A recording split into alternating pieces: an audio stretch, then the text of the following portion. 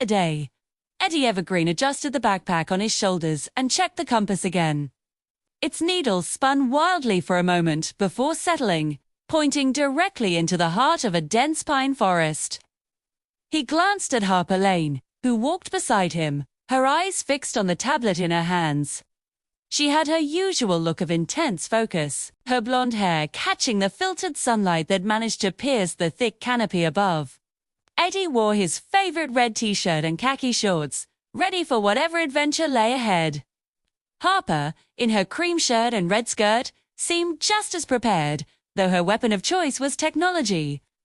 Not a mysterious, ancient compass. As they ventured deeper, the familiar sounds of the woods began to fade. The chirping of birds, the rustle of small animals in the undergrowth, it all went silent. Even the wind, which had been a constant companion, seemed to hold its breath.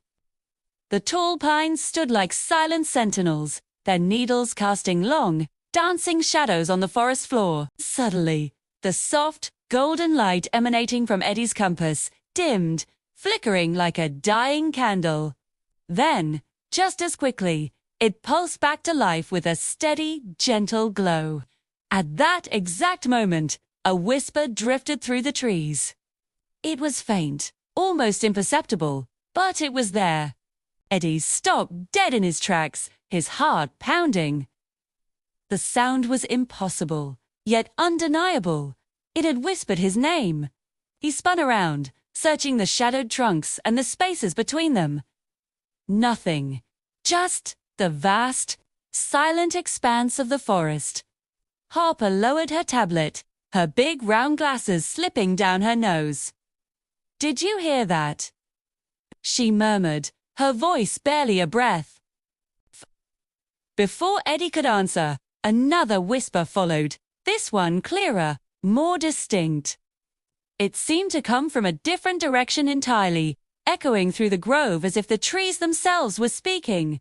It was an eerie, disembodied sound that sent a shiver down his spine. Eddie took a tentative step forward, his eyes scanning the woods around them. As he moved, the compass in his hand brightened, its golden light intensifying with his movement. When he paused, the light faded back to its soft, ambient glow.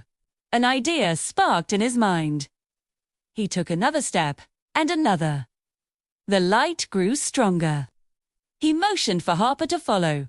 Together, they moved through the pines, their path dictated by the strange phenomenon. The whispers continued to guide them, rising and vanishing without any discernible pattern. Each step they took seemed to shift the sound's origin, and every time they paused, the forest fell back into an unnerving silence. It was a strange, silent dance, with the compass as their partner and the whispers as their music. They were being led, but to what? They had no idea. The mystery was both thrilling and terrifying, a puzzle they had to solve, one step at a time. Finally, after what felt like an eternity of careful steps and hushed breaths, they arrived at the center of the grove. And just like that, the whispers stopped completely. The silence that descended was profound, deeper than before. In the middle of a small clearing stood a single ancient pine. Its trunk wider and gnarled with age compared to its neighbors. Its bark was etched with faint symbols, intricate markings that seemed to shimmer in the dim light. They were familiar, echoing the designs on the compass. As if on cue, Eddie raised the compass. Instantly, the symbols on the tree trunk flared with a brilliant golden light, mirroring the glow of the device in his hand. They held their luminescence for a breathtaking moment before fading back into the bark, disappearing as if they were never there. Harper stepped closer to the tree, her fingers tracing the air where the symbols had been. She looked from the tree back to Eddie, a look of sudden understanding on her face. "It's not warning us," she said, her voice filled with quiet awe. "It's guiding us." At her words, the compass needle, which had been flickering erratically, locked firmly into place. It no longer pointed deeper into the grove, but now indicated a new path. Ladine, them out of the clearing and toward an unknown destination on the other side. Behind them, the whispering forest remained silent, its purpose served. The mystery was far from over. In fact, it felt like it had just begun. They had passed the first test, and now a new chapter of their adventure was waning.